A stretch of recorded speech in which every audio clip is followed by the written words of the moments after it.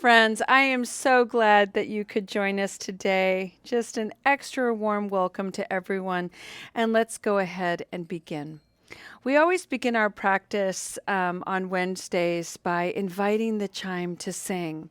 And this is a token of mindfulness that really engages all the foundations of mindfulness that we have access to. The body, we hear the chime, and immediately we're called to turn our gaze inward, come into the body, breathe. Take notice of the mood, our emotions, a second foundation of mindfulness. Take notice of any of our thoughts, the third foundation, and our stories that we may have brought in here today, the fourth foundation of mindfulness. And we're invited to suspend it all, to put it all down gently.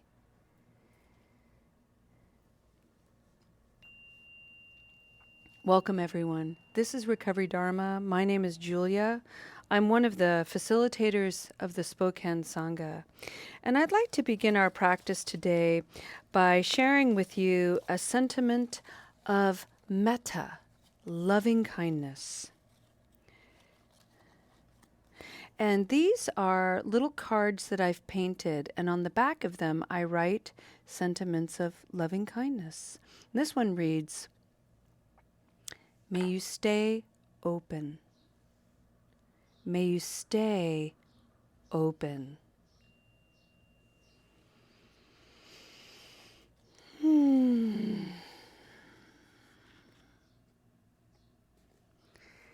Take a moment and allow that word open to roll around in your mind.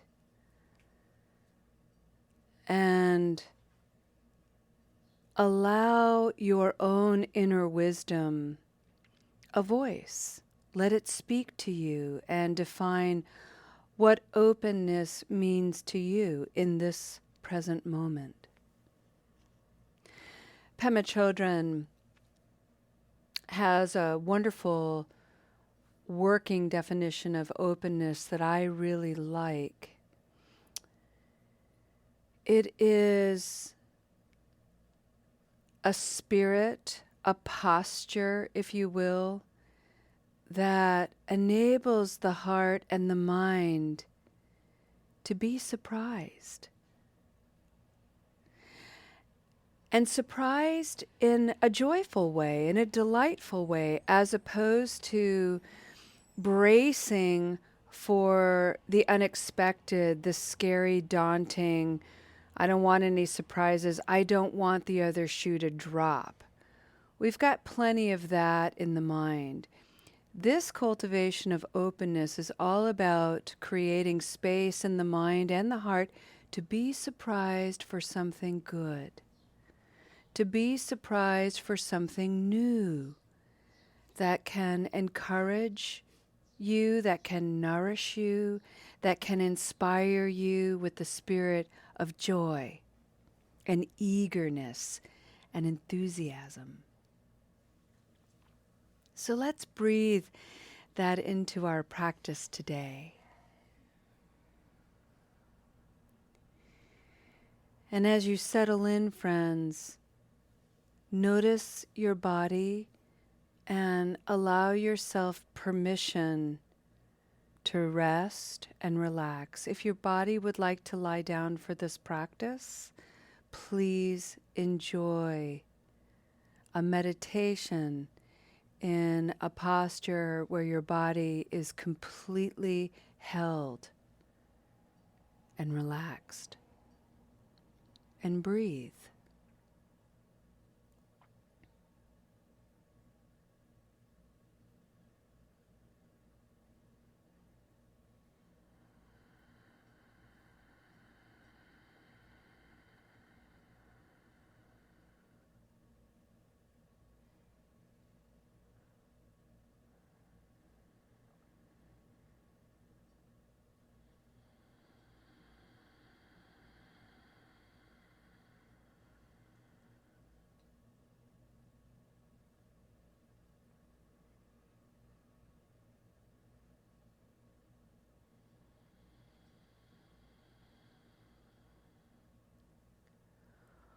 On Wednesdays in the Spokane Sangha, we have a unique practice where we take on some of the merits of a Zen practice, and we've been reading for months, a book by Roshi Joan Halifax called Standing at the Edge.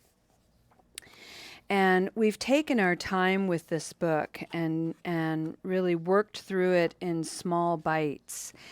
And I'd like to continue that by reading just a couple of paragraphs from the chapter of cultivating compassion.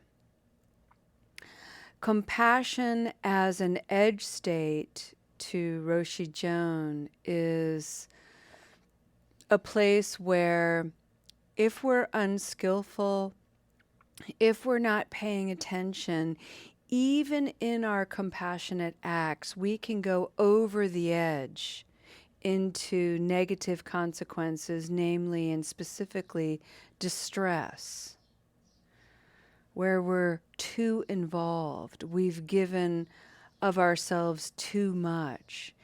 And some of those consequences of trying to be too compassionate, trying to overexert ourselves, is we begin to resent the situation and the people that we're trying to offer our compassion toward. On the other hand, of the edge state of compassion is not getting close enough to the edge state, where we're playing it a little too safe. Maybe we've had a bad experience and we want to avoid that bad experience, and so the way we do it is we exercise some aversion, some resistance.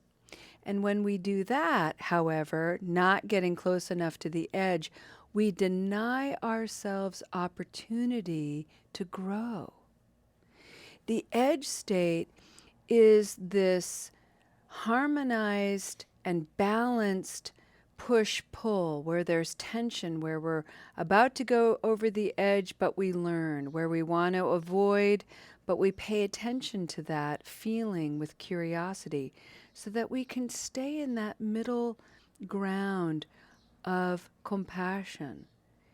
It is a limitless quality, but we only have access to this infinite wellspring if we practice, when we practice. And part of the practice includes paying attention to when we go over the edge and when we're under the edge. Both have opportunities for wisdom and growth. Both define the ends of this limitless quality, compassion. Today, I'd like to share with you what Roshi has to say about compassion and science. So this is the evidence of what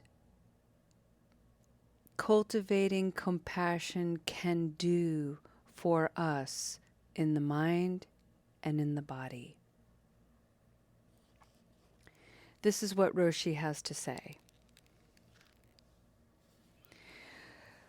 Whether compassion is rooted deep in our biology or springs from our conscience, whether it is instinctual, intentional, or socially prescribed, we know from scientific research that compassion enhances the welfare of those who receive compassion and also benefits those who are compassionate. It even benefits those who simply observe an act of compassion. Compassion is one of those experiences that deeply affects the human heart, whether we give it, receive it, or observe it. Compassion appears to enhance physical health too. The strong social connections associated with compassion seem to reduce inflammation, support immune function, speed recovery from illness, and lead to an increased longevity according to a meta-analysis of numerous studies by researchers Julianne Holt-Lunstead and colleagues. In one study, the nonverbal communication of compassion calmed patients' autonomic nervous systems and regulated breathing and heart rate variation. Research also suggests that receiving compassion reduces post-surgical pain and decreases surgical recovery time, improves trauma outcome, prolongs the survival of terminally ill patients, improves glucose control, reduces mortality at better rates than smoking cessation, and boosts immune function. By creating all these health benefits, compassionate interactions with patients might even reduce systemic healthcare costs and the costs of stress on clinicians.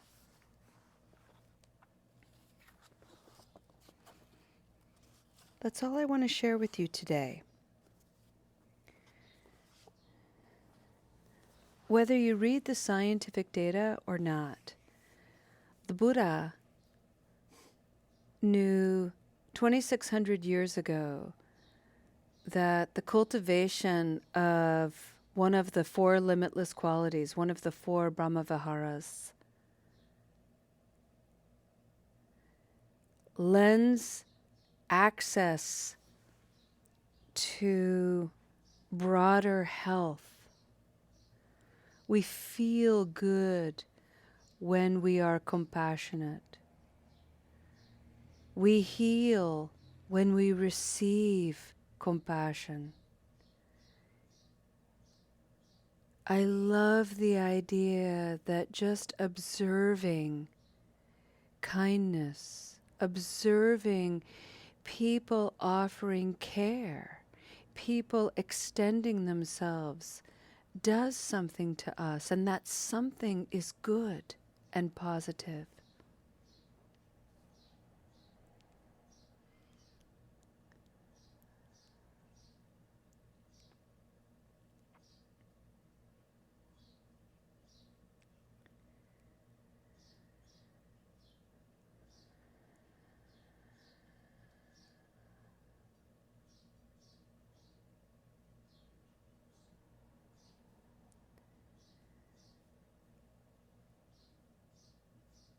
Compassion, friends, knows how to bear witness. At the very beginning of this book, Roshi Joan Halifax shares a personal story about a health clinic in Nepal where she witnessed a young girl carried in a bundle by her father to this very remote medical clinic. This little girl, 4 years old, had been burned in a fire. And her dad had carried her for days to reach this medical clinic. Her flesh was, as you can imagine, just devastated. She was clinging to life. The physicians worked on her immediately to clean her skin, scrape the burns away. The agony of this little girl was unbearable.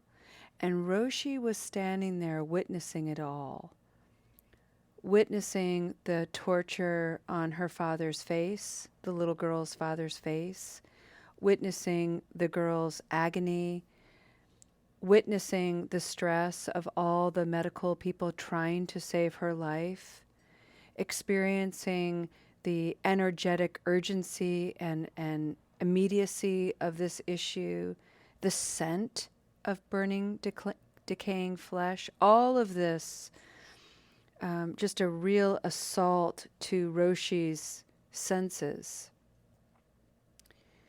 There wasn't anything she could do as an individual but bear witness, but stand there and just hold that space with great compassion.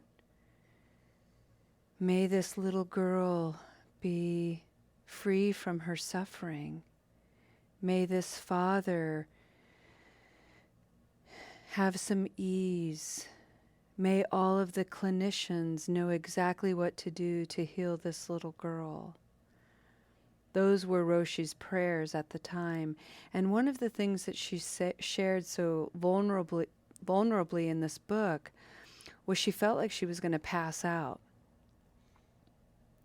And so one of the compassionate things she did was for herself.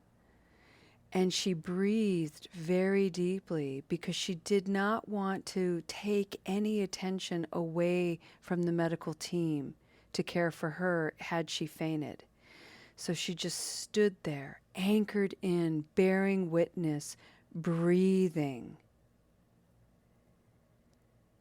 The feeling of fainting faded away, and she was able to stand there in full confidence, in full presence, offering complete compassion, non-interference, full presence. Sometimes that's the most compassionate expression we can offer. And let us not forget that sometimes the recipient of this level of compassion needs to be ourselves.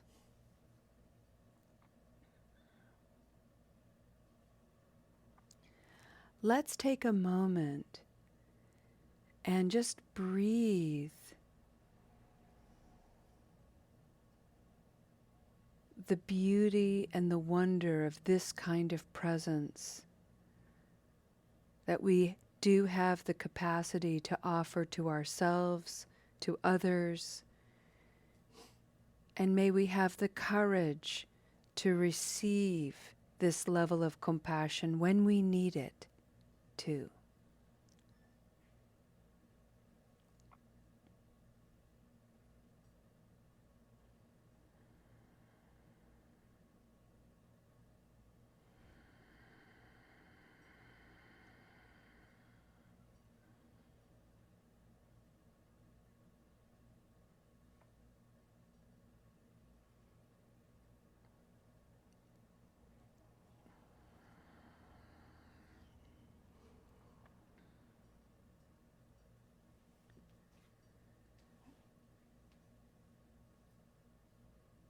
Breathing in, I ground myself in this moment.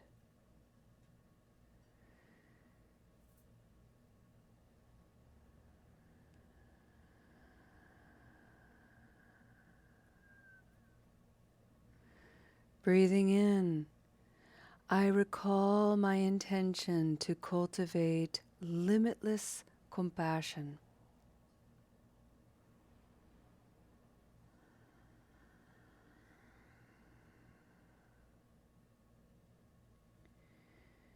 Breathing in, I attune honestly, unapologetically, clearly to the situation in the present moment.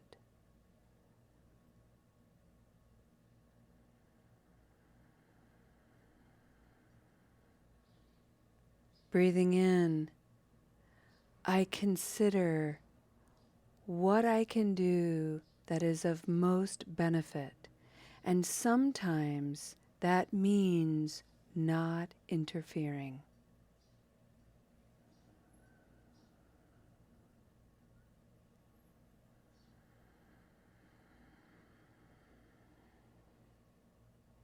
Breathing in, I practice the power of wise exiting. I know when to leave a situation that is well at hand in somebody else's hand. That is the fullness of an altruistic and compassionate act. This is the practice of grace, grounding, recalling, attuning, considering, and exiting. May you find grace in all the ways you express compassion to yourself and others. This is a practice.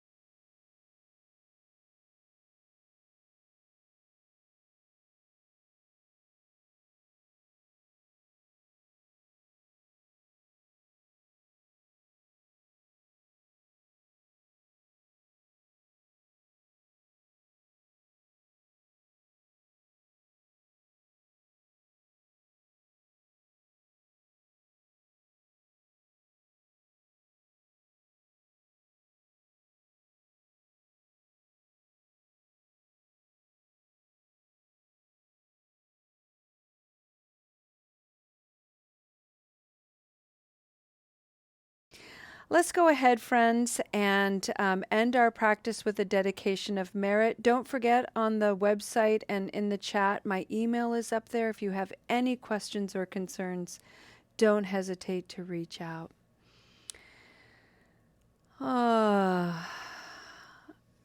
May I invite you all to return to a posture of openness. And let's physically embody openness. So, one of the ways to do this very simply is to turn the gaze inward, which means turn your eyelids down, close them entirely if you want to, and if not, keep your eyes open slightly and just stare at something in your immediate field. Sit really tall. Soften your belly. Strengthen your back. Bring your awareness to your shoulders and maybe lift them up towards your ears and roll them back so that you can feel the muscles across your collarbones open, like maybe even bend your elbows back a little bit too. Really accentuate your chest, opening the heart. Allow your hands to rest and breathe.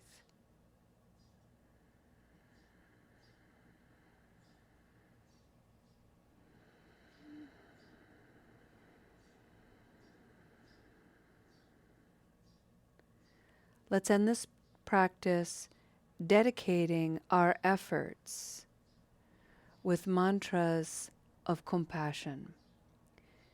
May all beings everywhere find access to openness, and may the surprises of life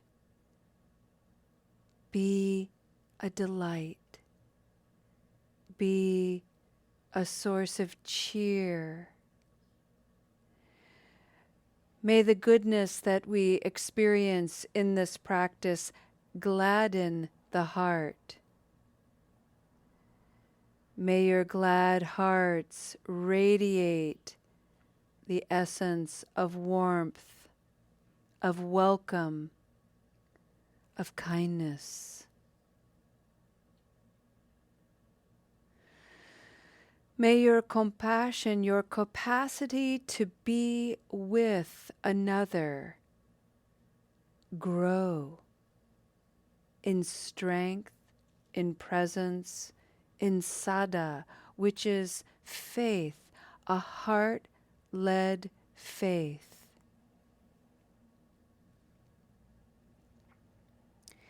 May the limitlessness of your compassion also invite the qualities of loving kindness, joy, and freedom.